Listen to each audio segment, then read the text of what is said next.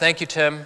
And I knew Tim in Boston when he helped start a newspaper there called Spare Change that still exists and was the model for real change here in Seattle. So I knew him from 15, 20 years ago when I worked on affordable housing issues. So thank you for bringing me out for Real Change, which is a truly transformative organization in terms of the work that it does.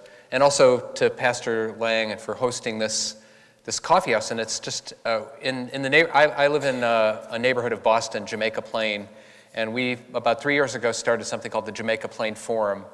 And I was looking at your list of speakers and saying, oh, we've had some of those speakers too. So I think there's something about the face-to-face Chautauqua tradition, the lyceums, the people getting together to talk about the great issues of the day that you just don't, I think is key to a healthy democratic society. So thank you for coming out and missing whatever was on TV tonight to be with your neighbors, to have this conversation. And I want to lift up, I saw that on October 11th, David Corton and Marjorie Kelly are speaking here.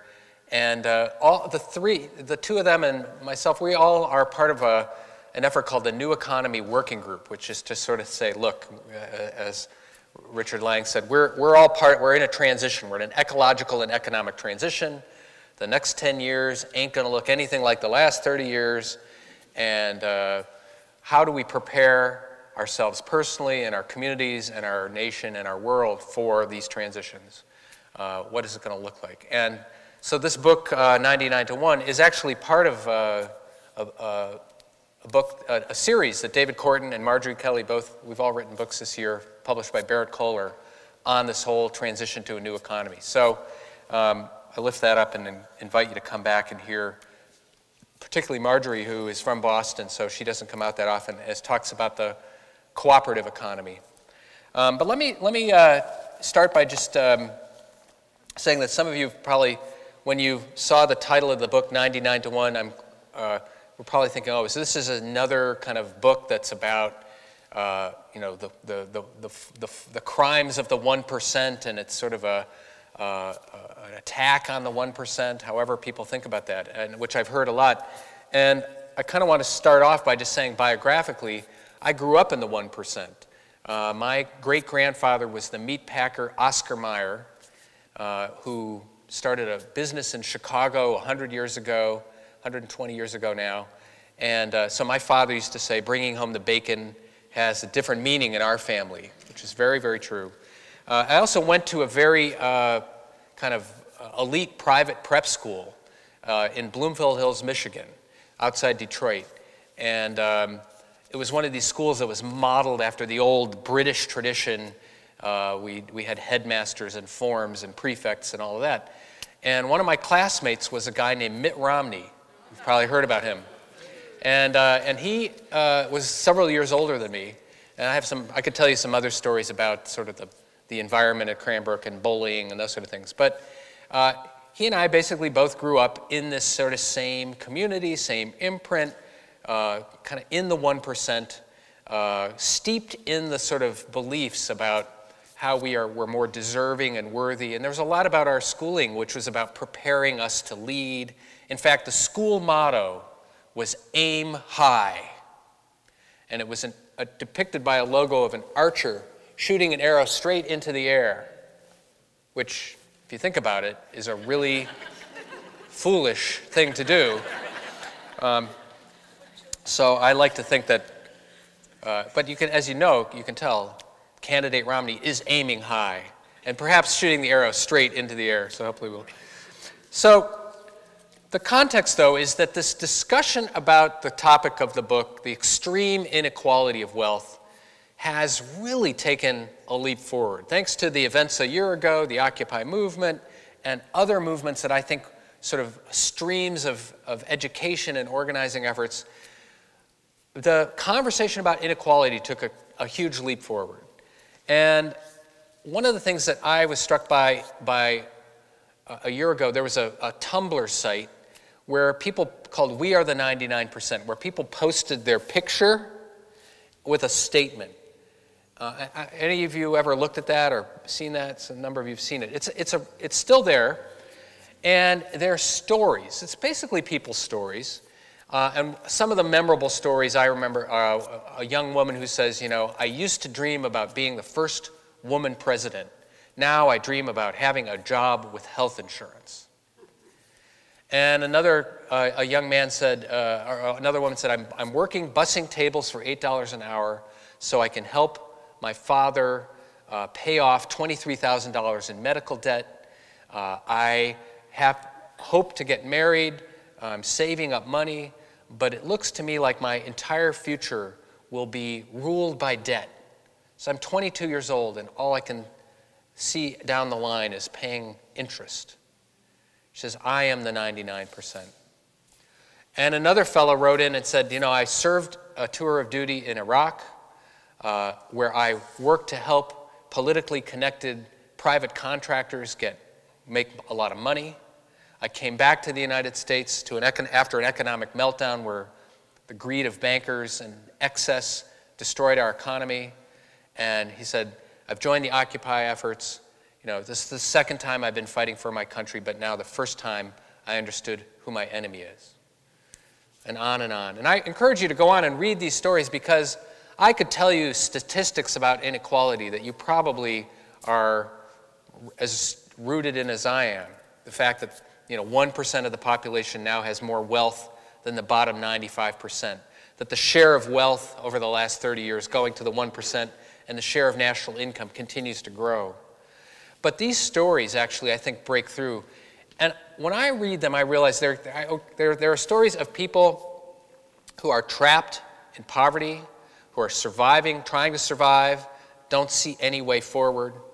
There are stories of what I would call the collapsing middle class experience, people who, you know, were pursuing the American dream and then had the rug pulled out from under them, their hope to retire, to hold on to a home and pay off a mortgage, to have a chance to have leisure in their older years and travel or enjoy their grandchildren.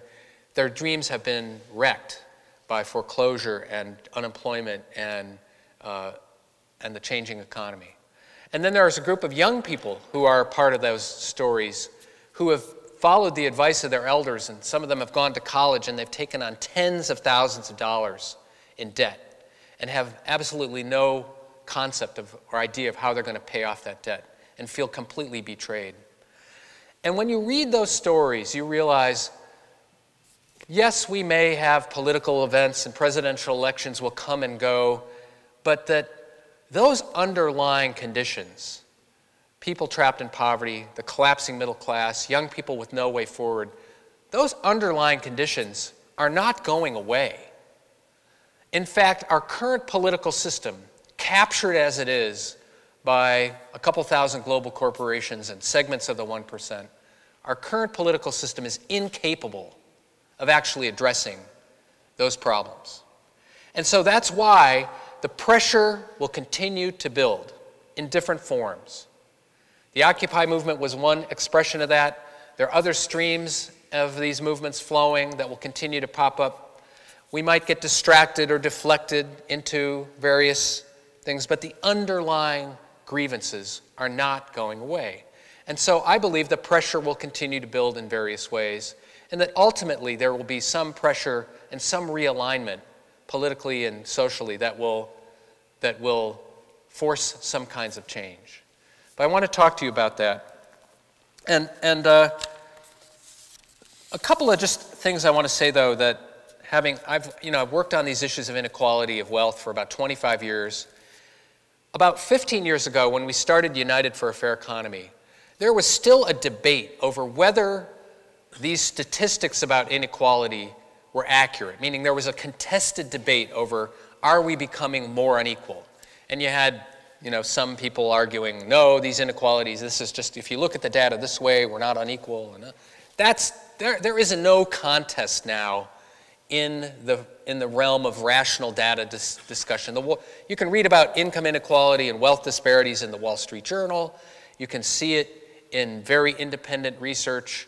There's a recognition that we have entered into a new phase of extreme inequality of both income and wealth.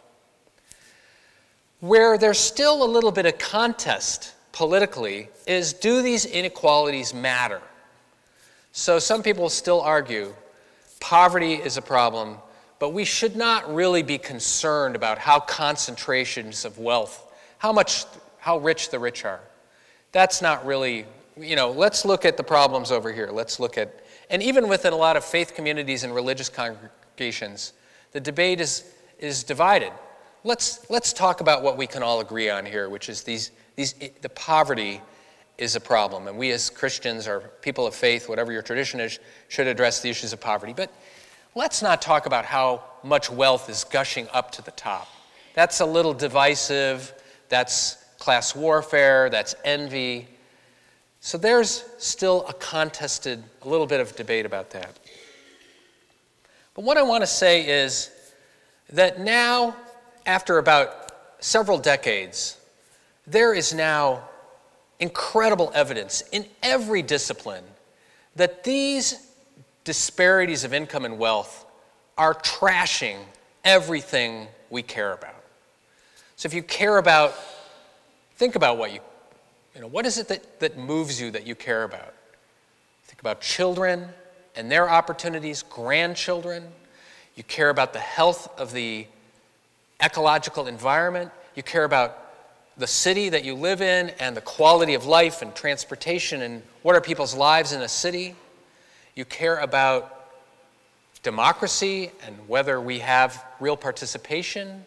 You care about mobility, the American dream that if you work hard, maybe you can actually climb the economic ladder.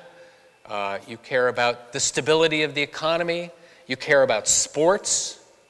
Whatever you care about, I can show you now the evidence that these extreme inequalities are trashing each of these areas. That, for instance, if you care about your health, if you care about the health of your body and your community, then these inequalities are destroying the social fabric. People here at the University of Washington have the privilege of having Dr. Stephen Bezruka here, who has done some of the most important research in the planet on these issues. And across in England, Richard Wilkinson and Kate Pickett wrote this book called Spirit Level, how equal societies do better on every indicator. Inequality is making us sick. You're better off living in a society with a lower median income but more equality than a society with higher income but greater disparities of income and wealth.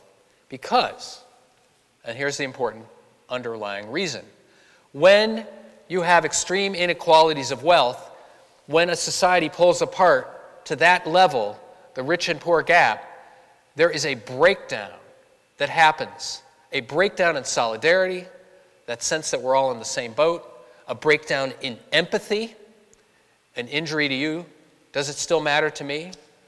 There's a breakdown in order and continuity and community, and people become polarized, and in place of that, they become fearful, or they begin to believe caricatures about the other. And again, this is why an organization like Real Change is so important, because 1,000 times a day, the vendors who sell you spare change are reaching across economic and racial divides to say, here I am, I'm a human being, I want to connect with you and at least want to sell you a terrific newspaper. That's revolutionary in a society where people live in different class and race bubbles. And the more polarized, the more those bubbles exist. So inequality matters. I won't even go down the list of every way it matters. You could have an interdisciplinary department at the University of Washington now on inequality studies that would bring together biologists, psychologists, doctors, political scientists that would sort of can document why these inequalities matter. So I won't go on and on. But it does undercut what we care about. A second point I want to make is that 99 to 1 as a framework has really obvious limitations. Not everybody in the 99 has comparable experiences, right? I mean, it's obvious. If you're in the 95th percentile, your experience of, and you have savings and a second home is very different than somebody who's in the bottom 5th or the bottom 10% or is destitute.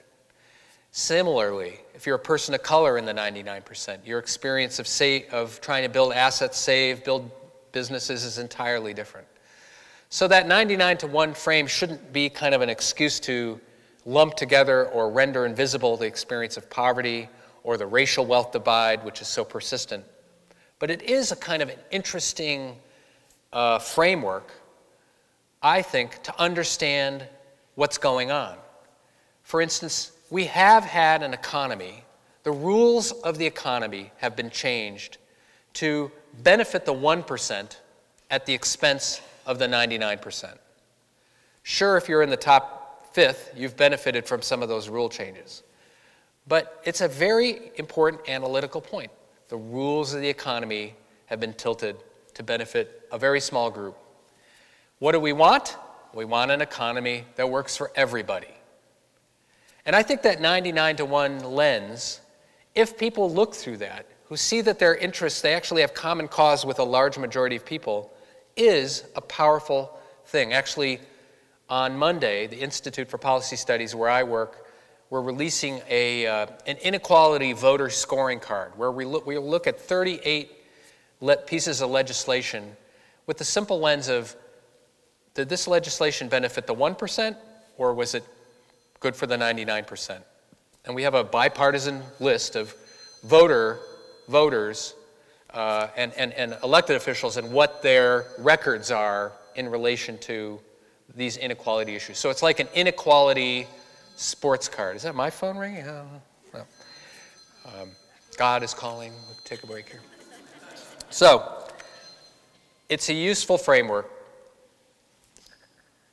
That said, the 1%, it doesn't make sense to lump together the 99%, nor does it necessarily make sense to lump together, in my opinion, the 1%. Having grown up in the 1%, I actually have had a front row seat to the fact that there are a huge percentage of people in that 1% actually have devoted themselves, are concerned about having a fair economy, having a society that works for everybody. So there's this segment of allies and people who have worked philanthropically behind the scenes, many of them quite humbly, to work for a good society. The problem is, within the 1%, there's a segment that I characterize as the rule riggers, the game fixers. They use their considerable wealth and power to influence the political system, to change the rules, to benefit themselves so that more wealth and power funnels to the top. And that is a hyper-organized segment in the 1%. And they have a whole mythology that they subscribe to, which is kind of like this Ayn Rand view of the world, which is there are the virtuous prime movers. There are those of us who, are the engines of the economic train that pull the rest of the train along. And we are the virtuous ones. And we should, be free of government regulation and even taxation, and we should all just bow down and exalt their efforts. So they believe that it's really in the best interests of the old economy to just have policies that benefit themselves more and more. You think of the Koch brothers, who are these two brothers who have this huge, who are today. The Forbes 400 released their list of their annual sort of September once-a-year tally of the billionaires. The Koch brothers, their net worth from last year increased 24%, from 50 billion to 62 billion. That's 12 billion more than they had last year. So their strategy is working. It's a very good investment. You invest $100 million in changing the political system, and your net worth, you can't do better in the market, right? I mean, so they are rule riggers. We should not think of that. We should understand that's their wealth building strategy, is to tip the rules, tip the game in their favor. And those are the folks that we should understandably focus on in terms of taking back our democracy, taking back our economy, and addressing that. The other point that I try to make in this book, having worked with business leaders like Bill Gates, we organized 3,500 multimillionaires and billionaires to publicly preserve the inheritance tax or the estate tax. And it was a really powerful campaign. And one of the things I learned in that is that there are two types of businesses, at least, but if I could be, kind of group them together, there's the majority of businesses in this country are what the journalist Jim Collins calls built-to-last businesses. They're anchored in a locality. They are accountable to a community. This is not always the case, but they're more rooted. They pay taxes in a locality. They are philanthropically engaged in a community. But there's this small segment, a couple thousand global corporations that operate across state lines and across international borders. And their entire business model is what I would call built to loot. So there's built to last and built to loot. And they will tell you that they're job creators. But in fact, their business model is about shedding jobs, is about getting you to pay their bills. So many of these companies have figured out how to game the system, so they have subsidiaries around the world and they move their profits around and they pay very little or low taxes in the United States so that you and I pick up the slack. And they try to shift jobs and they try to squeeze their employees and they try to get our communities to pay the healthcare costs of their employees, and they dump their pollutants into the stream and we have to pick it up. So their model is to shift costs off of their balance sheet onto you and me and onto nature, and that's their way that they boost their profits and boost their net worth. And I think going forward, it's important to realize there's huge allies in the business community in that built to last, rooted business effort. And that's where some of these business associations like the Business Alliance for Local Living Economies, or some, here, Washington First, Seattle First, these are the rooted businesses that we should be lifting up, and we should be trying to delink as much as possible from the built-to-loot economy and the built-to-loot corporations. So that's a little bit of context, but I think what you're probably wondering is sort of what's the way forward? How do we reverse these inequalities, and is it too late? Right? Have we crossed some lines? Have we become so deeply rutted in these patterns of inequality? And I think we have some huge challenges in that. But I think that there are some interesting rumblings out there that I just want to observe. And then we'll take a break and hear your questions, write your questions, and hear some music, and then come back and discuss what are our prospects. But one thing is that most European countries, Canada and the European social democracies, have much lower levels of inequality than we in the United States have. Now, why is that? Well, one reason is they have a higher floor, meaning there's higher income floor, there's a floor through which people cannot fall into complete destitution and poverty. Can't fall through the healthcare floor. There's minimum standards of health, income, access to opportunity. And so many societies are not as extremely unequal as the United States because they do things like raise the minimum wage, or have universal health insurance, or have established paid vacation time, or benefits that raise the floor high. So there are things that we can do that just raise the floor to create at least minimal standards of dignity and opportunity. So there's a set of policies there. There's also a set of public policies or interventions that reduce inequality that I call leveling the playing field. How about, campaign finance reform, where you try to break the nexus between money and influence. You pass campaign finance reform laws and those sort of things.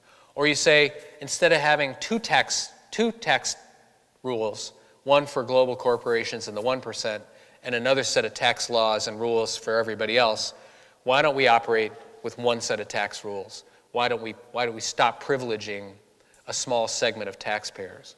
So there are things that I think just sort of level the playing field. But here's the problem. We can raise the floor and we can attempt to level the playing field. But as long as the concentration of wealth, as long as there's so much wealth concentrated in few hands, that will continue to undermine anything and everything we try to do. Campaign finance reform, I'm a huge backer of what Lawrence Lessig and others have been talking about. How do we address that? But the problem is, money is like water running down a hill trying to influence politics. You can put up a barrier, you can put up a dam, you can try to dig a hole and keep the money from flowing as fast, but the money is just going to keep flowing into the influence business. And so we actually have to, sort of in tandem, while we're trying to arrest our democracy back from big money, we need to also put forward bold proposals that address the concentration of wealth directly and sort of inch our way forward to push for those changes. So I like to think from like an acupuncturist, what are the pressure points, right? Maybe you've had this experience where your back has gone out and somebody goes and things kind of pop in. That's, there's a lot of things that we need to do, but where are there some particular spots that if we focused our energies and built movements and built a 99% movement, what is it we would push for? And clearly, there's a whole area of what I would call taxing the wealthy. Taxes on the wealthiest 1% have really gone down, not just the last 30 years, but steadily been going down since President Eisenhower, since the 50s. That even under President Kennedy, and really since 1960, since Barack Obama was born in 1961, the share of taxes, the share of the percentage of income of the wealthy has gone steadily, steadily down. It was like in 1960, if you were in the wealthiest 1%, your effective tax rate, what you probably paid in income taxes, was about half of your income. Today it's about 23%. And then the more richer you are and the more your income can be moved offshore or can be considered capital income, the smaller percentage of you pay. So that's how you end up having a Warren Buffett who says, how is it that I pay 14% of my income in taxes and my secretary and my office staff pay 28% of their income in taxes? How could that happen? It's because the rules on taxing the wealthy have been so altered. So we have to reverse that, not just by letting the Bush tax cuts expire, but through a robust inheritance tax, through a new progressive income tax, and the like. So there's a whole bunch of interventions there. They're not popular in Washington, but they're becoming very popular to the wider public. Polls are showing that people now support taxing the wealthy at much progressive levels. 75% of the population, 80% of voters now support that. So we're in a situation now where Washington, the politics of our national society, is completely locked down, or not entirely locked down, but partially locked down. And yet public opinion, the pressure is building for some of these progressive policies. Another set of interventions would actually eliminate the incentive for excessive CEO pay within companies. And every year, the Institute for Policy Studies, we do an annual survey on executive pay, and we look at different aspects of the gap between highest paid workers and average workers in a company. Basically, CEOs paid more in a day than their average workers are paid in a year. It sounds like maybe this is symbolic, but actually, if we can address that, and there's a number of rules I won't go and bore you with, but there's a number of ways to address that, we actually get at the root of the incentive system that promotes that short-term, built-to-loot mentality among top managers. And so if we can intervene there, we actually, to require, in a sense, companies to think about longer-term horizons and not just taking the money and run, we actually slow a piece of the machinery that's been generating these inequalities. A third area is to shut down what I call the offshore system, which is the way in which global corporations and the wealthy are able to move their money out of the United States and not just avoid taxation, but avoid accountability in any form. Last year, we did the study. This year, we looked again. There are 25 of the 100 largest companies pay their CEO more than they pay in US taxes. They pay one person more than they pay their entire bill to Uncle Sam. 25 of the 100 biggest companies in the United States. That's because largely they use subsidiaries in Singapore or the Cayman Islands or Luxembourg to move their profits, move their property, move their intellectual property. Apple Computer does this. The big drug companies do it. They pretend that they're shifting their profits offshore and they reduce their tax bill. I used to think this offshore system was kind of an annoying element of our tax system. I used to think, wow, wealthy people move their money to Switzerland, or people have accounts in the Cayman Islands.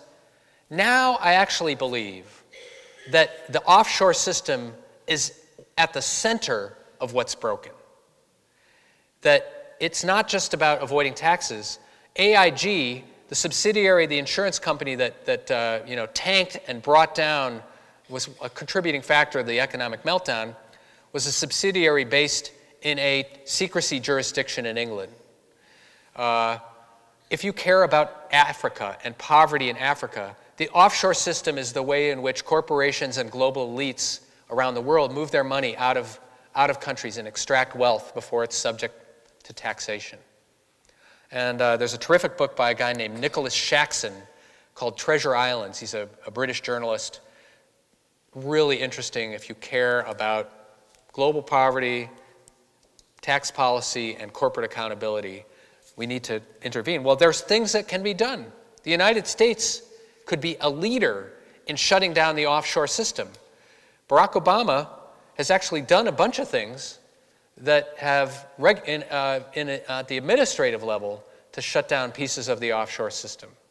But there's now a global movement led by groups like Oxfam, concerned about global poverty, that are exposing. And a new film called We're Not Broke, which premiered at Sundance, that I commend to you to look at how that offshore system works. A couple of other quick intervention areas. We need to break up the mega banks. The 6 big banks that drove our economy off the cliff have their share of the market has increased by like 15% since 2008. These are the banks that would not exist without our taxpayer subsidies. We're subsidizing them to grow and gobble up other banks. So we need to move to prepare for the next time one of these banks starts to wobble. There's not a government bailout, there's a government breakup of those banks. They're not only now too big to fail, they're getting to be too big to save. And so, David Korten has written a terrific paper about sort of how is it that we move from the Wall Street sort of casino economy and these 6 big banks to creating a regional credit system and moving capital back to local institutions. And individuals can do this. There's this whole Move Your Money movement, and religious congregations and municipalities. The city of Boston is debating taking money out of the big mega banks and proactively depositing funds in local and regional banks. The final area that I would point to is the sort of how do we recharter corporations. And we've been working with a task force of members of Congress that are looking at a federal corporate charter where corporations above a certain size and that operate across state borders would be subject to a federal charter. So they can't just be incorporated in Delaware with no accountability, but that they actually have to subscribe to a higher level of transparency. So things like that, a federal charter that redefines corporations, redefines their rights and their disclosure. So those are a couple of examples of interventions that I think would make a difference. On the question of, is it too late? Does Wall Street, does this 1% have so much clout? Are they, when you think about the super PACs and the Citizens United decision that's unleashed even more private money, the Koch brothers now have $13 more billion than they had last year, certainly going to use that to protect the old order and system. What do we do? Where do we go? And I guess that the first thing I would just note is there is actually an awakening. You know, a year ago, I think there was a sense of optimism because there was sort of young people and an Occupy movement, and the whole discussion about inequality burst forward. And then I think there's some sort of disappointment that maybe that didn't lead to, you know, the parallel to sort of a Tea Party politics. But that was never going to be the case. The Occupy movement is what it is, which is a swarm, which is a gathering, which is a convergence.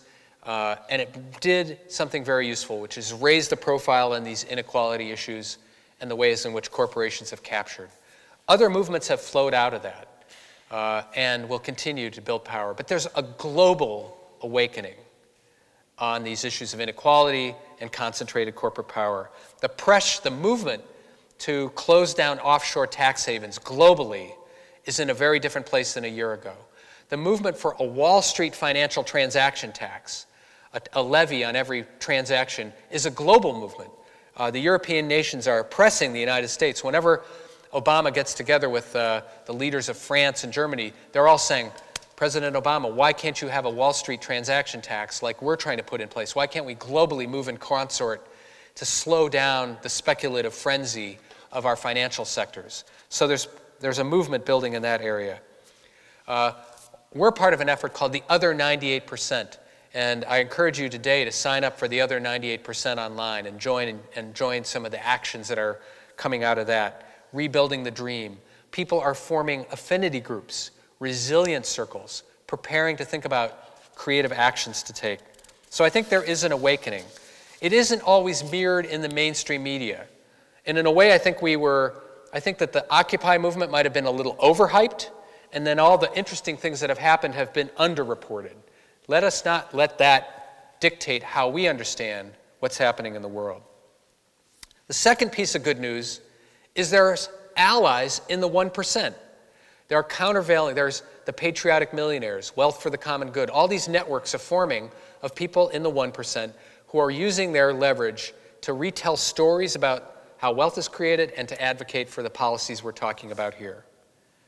The third piece of good news is people are not waiting for our political leaders to lead on this issue. They are moving forward wherever there is an opportunity. So the Move to Amend movement to repeal the Citizens United decision is working all over the country at the local level, passing ordinances, doing educational forums, enlisting, Reverend Cecilia Kingman was telling me in Montana, there's statewide pressure to reverse Citizens United. State legislators are debating this. There's sort of a movement that if change is blocked in Washington, we need to move in other arenas. The Move Your Money movement, moving money out of the mega banks. 350.org, the group that's been taking one of the groups nationally that's been working on climate justice and climate change, after the election will be launching a huge campaign to move money out of the fossil fuel sector. Divest yourself, divest your congregation, divest your pension fund from the fossil fuel powerhouses that are blocking reform. So they're not going to Washington to ask for anything. They're taking direct action and doing education along the way. So I think that that's a good sign. And President Obama has campaigned on these issues of inequality. But the reality is he's like getting out in front of the parade because public opinion has already shifted to that spot. And I think that's the good news. But the final thing I would say is that we have working in our favor is that we actually, as individuals and communities, have huge capacity to change, not just in the short term, or not just over years and years, but in the short term. People are making decisions every day to live very differently, to make different choices, and to push for change. And I want to just close with a story, which is a couple months ago now. I was part of a demonstration in Washington, D.C. for a financial transaction tax. Now, how many of you have ever joined a street demonstration in favor of a good tax policy? Raise your hand. Okay. It tends not to get people out into the streets, right? It's not like, it's a little wonky. In fact, a year and a half ago, the number of people who could talk about a financial transaction tax would have fit into this room with you all. This would have been the size of the conversation nationally. But a couple months ago, I was part of a demonstration with 7,000 people marching in the streets of Washington to press for a financial transaction tax, a Wall Street tax. Now, it happened that 6 of the 7,000 people marching were nurses. Are there any nurses in the room? Any nurses? You have a nurse here? Thank you. Okay. It just so happens that the National Nurses Union has decided that the financial transaction tax is like their intervention, the thing that they want to put on the national agenda. And they have thrown their leadership and members and rank and file into this effort. So here I am marching along in Washington with 6,000 nurses. I know because they're all wearing red shirts and the rest of us are not. So I turned and there's one nurse marching along. I said, "Hi, where are you from?" She says, "Oh, I'm from Taunton, Massachusetts." And I said, "Well, I'm from Boston." Taunton, you know, I got people in Taunton, so we start talking. I said, "How did you get here? Or why are you here?" And she says, "Oh, I got off my shift last night at the city hospital, and I got on the bus, and we came down all overnight, and, you know, we were sort of partying and laughing, and we didn't sleep that much, but here we are. We're out here marching at 9:45 in the morning." And I said, "Wow, that's pretty cool, but why are you here?" And just to get it to understand, Eleanor is probably 55. She's wearing her shirt. Her shirt on the front says, "If you save a life, you are a hero. If you save 100 lives, you're a nurse." And she's holding a placard. In fact, all 6,000 nurses are holding these placards that say, "Heal America, tax Wall Street." And she says, "You know, I am here because I work as an emergency room nurse, and I see the impact of this economy coming in the door on the bodies of my patients. I see people who are overstressed. I see people who have hurt themselves or hurt their loved ones. I see people whose health has been destroyed in the last couple of years by poverty or the collapse of their dreams." She says, "In fact, a couple weeks ago, I was doing an intake. So a man came in with chest pains, probably having a heart attack, and he's sitting on the gurney, and I'm doing his paperwork with him, and I say, 'Sir, Mr. Smith, what's your address?' And he starts to cry, and he says, 'I just lost my house that I've had for 40 years. That's why I'm having these chest pains.'" And she looks at me, she says, "You know, you hear enough of those stories. You think, yeah, I'm a nurse and I work hard, but I got to do something about this. I got to do something to stop the greed that's destroying our country. I got to protest. I got to get on the bus." And then she looks at me and she says, "Do you know what a financial transaction tax is?" I said, "Yeah, I've heard of it before, but I love hearing about it from you." She says, "Well, this is how it works. You tax Wall Street." She's giving me the rap. And she says, "Now we're going to go meet all 6,000 of us are going to meet with our members of Congress, and we're going to just stay on their butts until they co-sponsor this legislation and pass it. We're just going to be like showing up every month on their doors." So here's the good news. Eleanor got on the bus. And there's a lot of other people who are choosing to say, "Okay, time to answer the call." There are even more people who are waiting for the invitation to come from you, to join you, to get on the bus, or whatever that means for you. So I think the good news is there's an awakening. We may not read about it in the newspaper tomorrow, but I can attest to somebody who gets to travel and talk to groups and see what's going on. There's some rumblings in the land. And I encourage you to be part of that. I'm sure many of you are. Form an affinity group. Get together with some of your neighbors. Talk about the events that we're living through and what you're going to do together. Buck up your spirits. Help out the people who are struggling. Form a mutual aid group or a resilience circle or an affinity group. Don't take action alone. Don't leave this talk and say, "I'm going to go and sign an online petition." Find 5, 10 others. Break bread together. Talk about what to do. Take action together. That's like the missing piece of our movement architecture right now. So let me stop there and invite Rich to come back up, right? Great. Thank you. how much support in Congress is there actually for a securities transaction tax? And are there any Republicans who have shown any willingness to back such a tax? So right now the effort is to, actually Peter DeFazio from Oregon has been sort of the lead sponsor and has put forward some of the bills in the past. But I think that there's a growing number of co-sponsors. I think he has like 2 Republican co-sponsors. So you could say it's bipartisan, but it's one of those. So there's both a House bill and a Senate bill. I think both of them are coming, adding momentum, thanks largely to the efforts of the nurses. So it's an important ask at this stage to just ask people to co-sponsor. And then, apparently Obama actually in Ron Susskind's book, The Confidence Men, there's a little section where Obama came into office supporting the idea of a modest financial transaction tax, which the proposal is something like a penny on every $4 of financial transactions, stocks, bonds, derivatives, other exotic financial instruments, would generate $150 to $200 billion a year. So he came in and he was talked out of it by Tim Geithner and Larry Summers, the sort of the representatives of Wall Street in the administration. So there's now, I think, within the administration, some rethinking, hey, maybe this would be good politics. So, and then again, every time he talks to Angela Merkel on the phone, she's saying, come on, Barack, let's get that financial transaction tax, So that's helping as well. So. Thank you.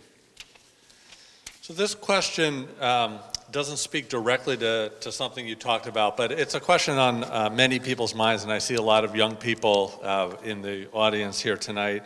So I'd like to ask you to address it, Chuck, and that is about student loans. Student loans are crippling the entire next generation. What do you think can and should be done about this? Well, I think it's a very powerful 99-to-1 issue, right? And it even came up this summer whether to allow student loan interest rates to double or not. And this was a real debate. But I think that if you think about it, there was a generation of students, some of you in this room could probably attest to the fact that you got a debt-free college education thanks to whether it was tied to military service or a Pell Grant or the like, that the percentage of debt that students are taking on is enormous. And I don't know if any of you have children or both individually, personally in college, or have children or grandchildren who are trying to figure out how to pay for college, but it's a whole new world, right? It's a whole new world than it was 30 years ago. Part of that is that the college and university system there's very little cost control systems within those institutions. There's, the price of tuition has risen dramatically in relation to the other costs of living. So there has to be some efforts within higher education to control costs, just like in healthcare. You have to create some breaks. There has to be, then I think, there has to be a movement to push for debt-free or low-cost college educations. I mean, one of the proposals I think we should pass is something like you have a robust inheritance tax in this country, like what Bill Gates and I have been advocating for, that goes, raises, X billions of dollars, that goes into a higher education trust fund where students can get access to debt-free college educations in exchange for 2 years of national service. You do 2 years of military or civilian national service, you get a debt-free college education. Well, there's a lot going on there. You're addressing the concentration of wealth, you're reducing this huge burden, crippling burden on young people, and you're reweaving the social fabric by creating a national service that sort of links together and has people experience across communities and across class some of the benefits of being active in our society. So those are the kind of interventions that I would advocate. But I think that there's another question, which is what is higher education for? What is college education for? It's a bigger discussion, an interesting thing to think about in the context of where we're going in terms of a new economy. are, as somebody, we have, in our family, young people in college or wanting to go to college, and the discussion always is like, what are you going to get for this? Are you being prepared for anything relational to the new economy? We've said to our kids, we'll give you $10,000 to go to trade school. Learn how to be an engineer, plumber, build small hydro, whatever. Well, you want to be a farmer? Take that money, we'll help you buy some land. Learn the skills and trades of the new economy, not go into debt to learn something tied to the old economy. So I think there's a larger debate over how should we be directing higher education, and for what occupation should we be encouraging young people to go forward into? Thanks. So this is another question that speaks directly to one of the solutions you were talking about. Given the obsolescence of the nation state caused by transnational globalization, how can the offshore economy that you talk about really practically be shut down? Well, we have lived in a global economy for centuries. What's changed is the movement of capital has really accelerated. The ability to move capital across borders without, electronically, has accelerated the global movement of money. But it's really in the last 15 years that the offshore system has moved to this current level of, it's like every corporation's got to do it. It's sort of like, and there are things that can be done. One is through treaties. The United States can use its economic clout. This is one of the places where we are a superpower, right? You can say, look, we can take the lead in corporate disclosure, disclosure across. You can say, if you want to do business in the United States, you need to disclose all the jurisdictions where you pay taxes. Country-by-country reporting is the name of the reform. You can basically outlaw creating subsidiaries for the sole purpose of tax avoidance. You can do that with individuals. You cannot move money offshore solely for the purpose of tax avoidance. There has to be a real business. It's one thing if your company actually has subsidiaries that do business in other countries. It's another thing when you just have a post office box in the Cayman Islands of a corporation that holds your patents. So you can outlaw, Congress can outlaw certain types of corporations that are existing for the purpose of avoiding and dodging taxes. So, and the United States can use its global clout to enforce treaties. You want to trade with the United States? You want to sell products? Then you have to meet this global set of standards. So the United States can play a progressive role in that. So I think those are a couple of the ways. And there is Senator Carl Levin in the Senate has been the champion on this issue for Michigan. The Senator Carl Levin should look at his Stop Tax Haven Abuse legislation and some of the current legislation he's putting forward that actually, it's fairly complicated, but there's like 17 different interventions that actually would make a huge difference in shutting down the offshore system and really the secrecy jurisdictions that exist. There's 65 countries that are now officially secrecy jurisdictions. And if they want to do business with the United States, they have to become more transparent. That would really change the dynamic. Thanks. So there were 3 or 4 questions that I'm going to collapse into one because they're all a very similar theme, which is that when you talk about distribution of wealth and shared prosperity, it conjures up images of communism and socialism. You never use that terminology. But is what you're talking about not some form of communist or socialist wealth redistribution? Well, in the current phase of extreme inequality of wealth and income, I've talked to business people where I've said, if you care about capitalism, whatever that means to you, you need to be very concerned about this this maldistribution of wealth, because this is distorting the capitalism that you profess to believe in. It's creating monopolies and distortions and power concentrations that are warping and destroying capitalism. If you care about small business in this country, then why is it a small business has to compete on an unlevel playing field with these global corporations that have an entirely different set of rules? That is wrecking healthy capitalism. From there, I think we could say, look, part of the problem is we are destroying nature and squeezing people in an exploitative way, that our current form of capitalism is destroying nature and creating these grotesque inequalities and perpetuating poverty. That there are other forms of capitalism, the Scandinavian model or other forms of capitalism, where they have a vibrant private market that has private enterprises and flourishing small businesses, and that is a good thing. And there's huge amounts of the economy that are tied down. For instance, the ecological commons is protected and managed for the long-term, survival of a community and the planet. That you can't get rich. The built-to-loot model of capitalism has to be shut down. What happens after that is where lots of people can have different theories and divergence. But I'd like to see an economy that has a healthy private sector, but that doesn't have these grotesque extreme inequalities, and that where certain things are socialized or community owned. Certain kinds of natural resources should be community owned or nationally owned.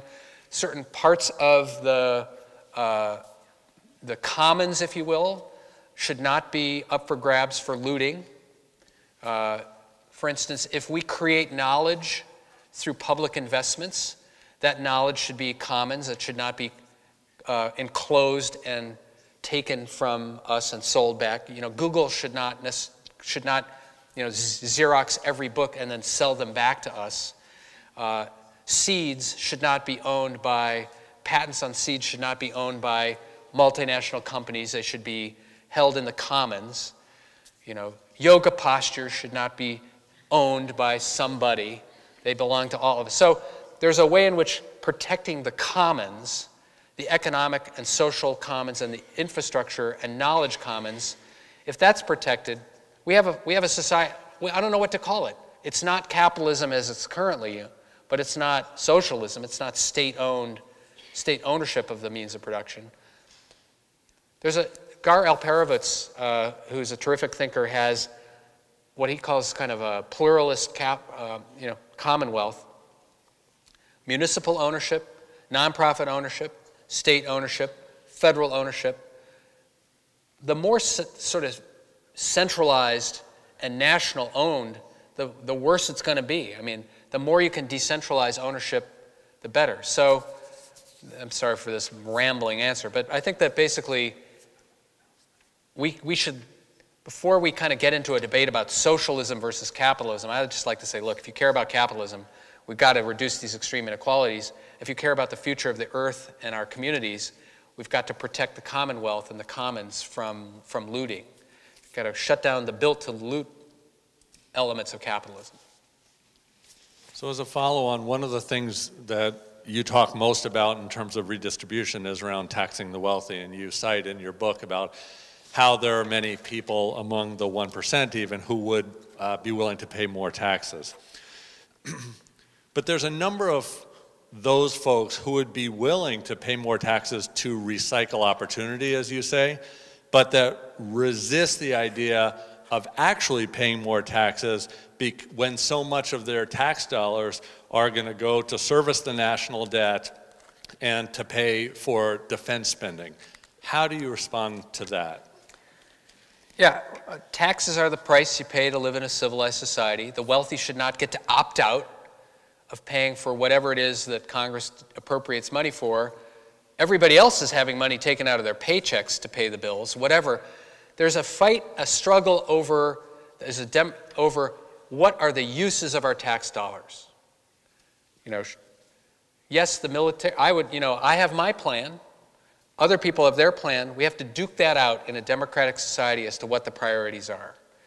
Then there's the question of what's the system through which we pay. And there are a lot of people I know who are in the 1%. I mean, we've encountered this question in our networks, Wealth for the Common Good, saying, I would pay more taxes if I could check a box off and have it go to where I want. That's not how democratic societies work.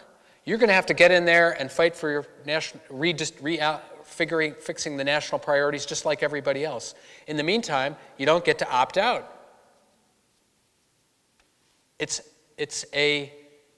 Taxation is different than charity. Charity does very useful things, but it is not a substitute for infrastructure and for the other uses of tax dollars. So I guess my argument is there's one set of political debates over how we use our money, but the system of revenue should be a progressive system, and we should move as quickly as possible to move toward that.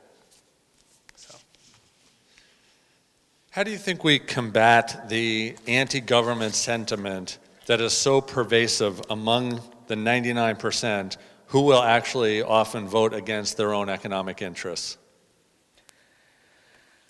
I think that there's a rock-solid segment of society that is just anti-government, that for whatever reason they look at the world through a lens of the government as a source of the problem.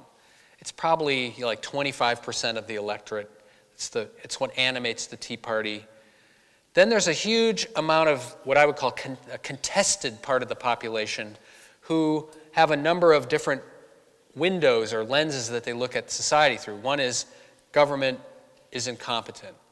And we all can think of examples where government waste or government, in my state, we still pay state police officers, double pay to do detail on work projects, construction projects, like on my dead-end street. There'll be a state police officer because there's a backhoe fixing there's like no cars, right? We're going to pay time. So people all can think of things that irritate them about that. But the other reality is if you want to address the concentration of corporate power, if you want to have a society that is good public health and infrastructure and the like, and most people believe both things. They believe government's both incompetent and they want a robust government to intervene to solve some of these problems. So part of it, I think the challenge is government has, there's been a 30, 40-year anti-government public relations campaign that's been waged. It's systematic and it's part of a strategy to weaken government, weaken the regulatory part of government, and shift and privatize more and more of the wealth in this country. So there's an anti-government campaign. We have to sort of come back and say, yes, there's things that we need to do. We need to reinvent government. We need to create greater accountability. We need to strengthen democracy to hold government accountable. But a vibrant, functioning local government is absolutely essential to a good society. And the good news is that more and more people are starting, after the economic meltdown, some of that I don't like government went away because government started to have an impact. In my part of the country, the state of Vermont, I have a little cabin in the state of Vermont. A year ago, Hurricane Irene came through and dropped, dozens of inches of rain on southern Vermont, washed away our infrastructure, bridges. Basically, it's taken a year to rebuild. But there are heroic stories of individuals, communities, and state government doing amazing things to move and restore the infrastructure in the state. You're not going to find that, whatever hardcore anti-government sentiment starts to shake and rattle when real needs emerge. And I think that's where we need to sort of continue to make the compelling case for a engaged activist government that helps underscore a good society. One of the tax policies, someone asked a question about some tax ideas that you actually didn't talk about. And that is, should one of the policies to pursue be a value-added and/or a gasoline tax? Because A, they're less susceptible to gaming the system through legislation, and B, tax avoidance. What do you think about that?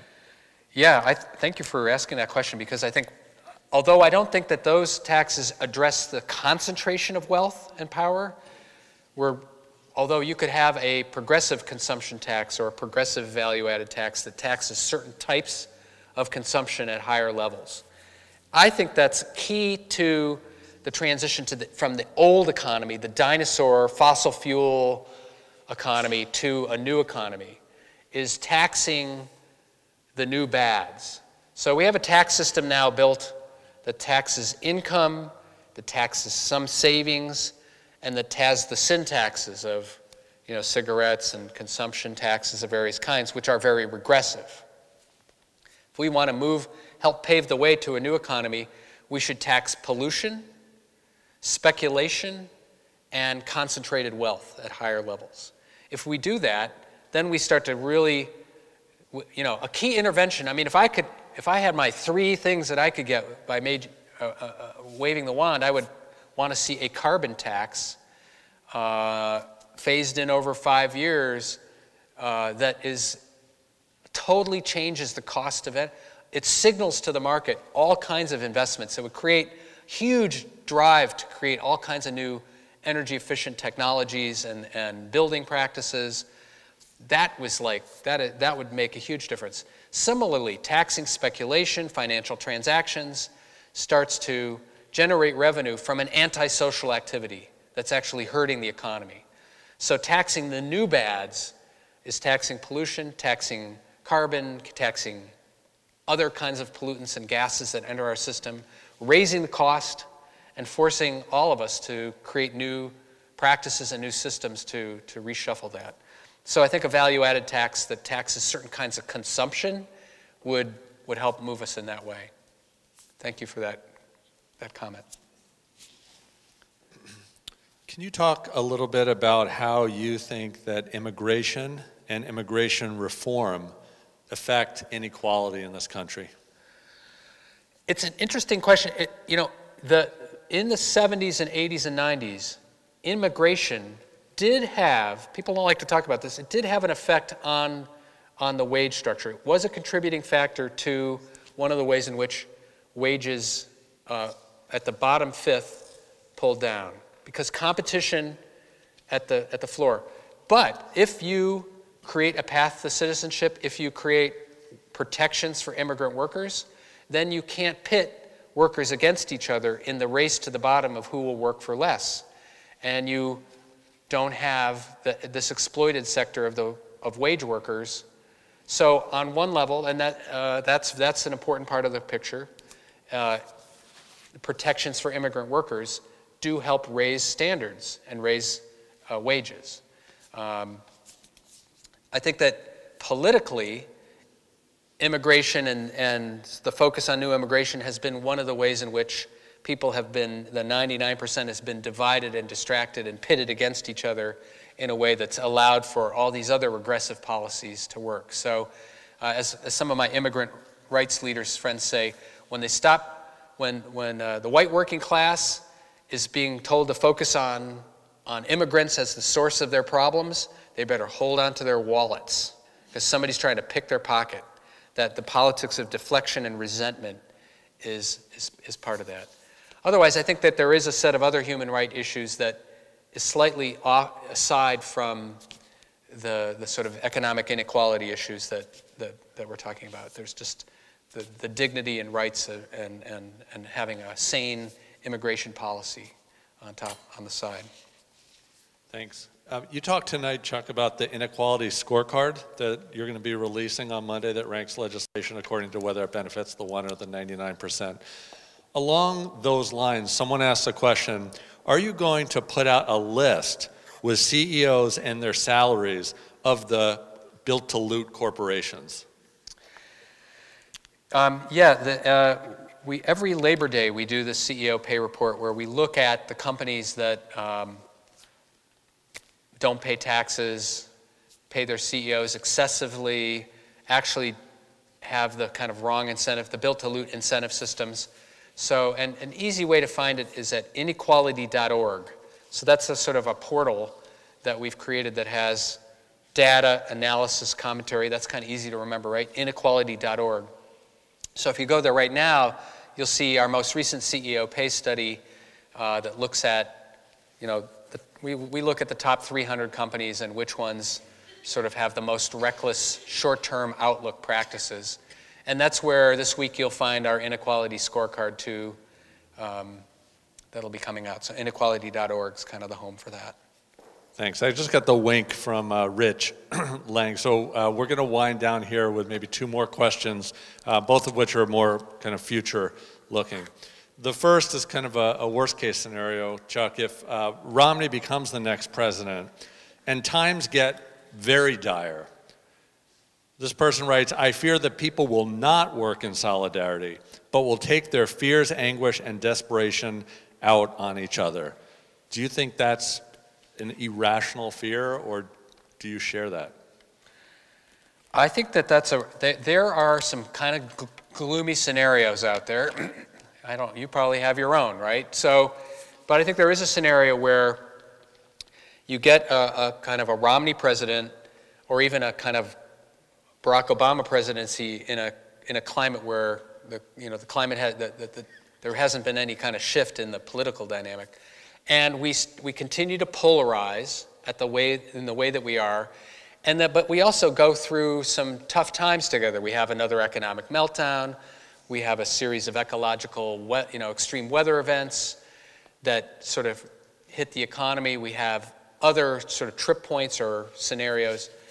Then you have a situation where people either pull back and you have a politics of fear and you sort of have a fortress walled response, or you have, sort of a coming together community response. And the reality is you probably have both.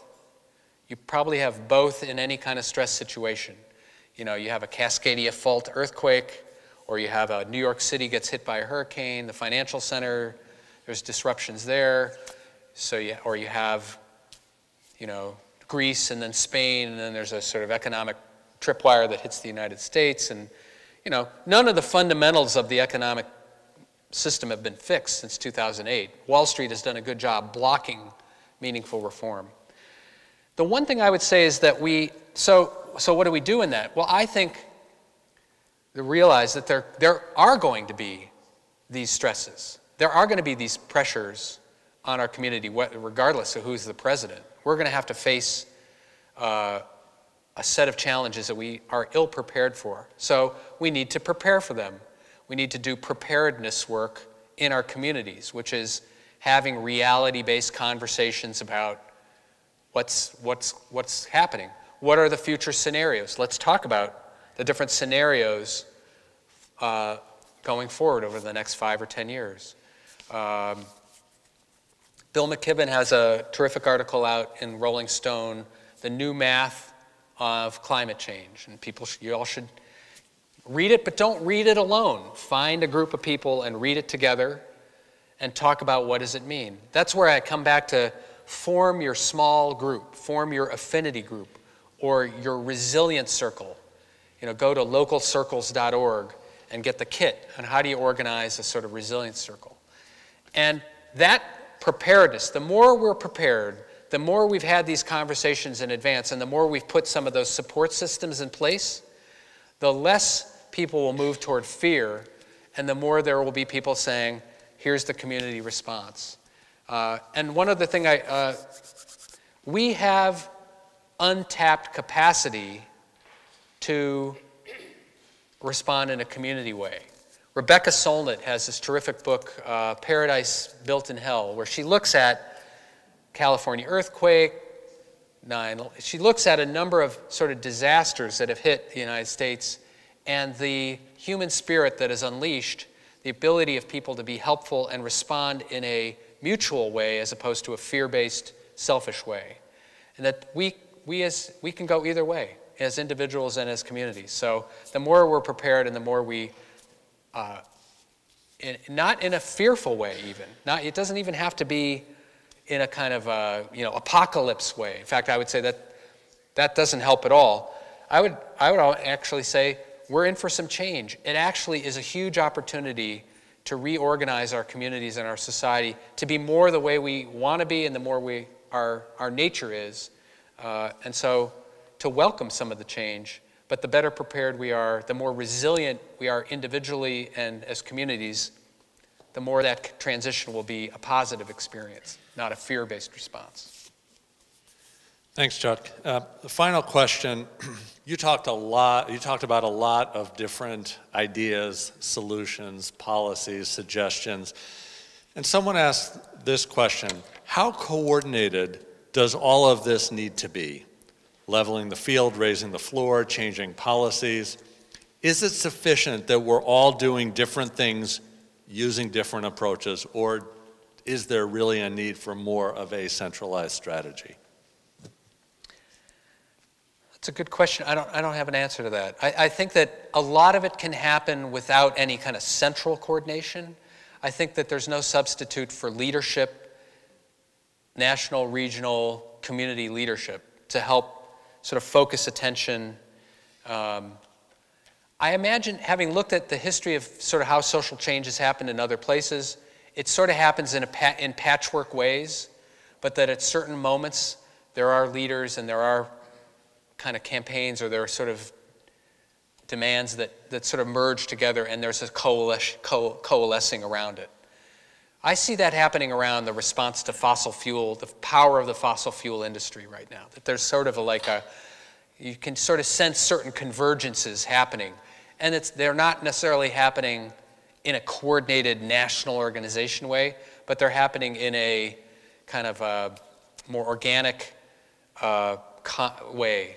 But at some point, leaders will emerge, probably some of them from this room, that will help us focus at particular moments in history on what needs to happen. So yes, things look fragmented and not always coordinated, but and I think there are national leaders like Van Jones and the Rebuild the Dream movement. Sure, I'll follow that. Lead on. So I think we have to learn how to be generous followers, even when everything isn't perfect, to say, I'll follow that and I will put my heart and soul into that. So I think that welcoming the new generation of leaders as they emerge and learn how to be good followers at times will be part of how that coordination happens. Thank you. And I want to also say that what an honor it's been to have one of those national leaders in the room with us sharing his insights tonight. So thank you. And thank you. The very last yellow card I will read here was not a question but a comment to Chuck, which is, thank you, Chuck Collins. Keep on keeping on. Thank you, everyone.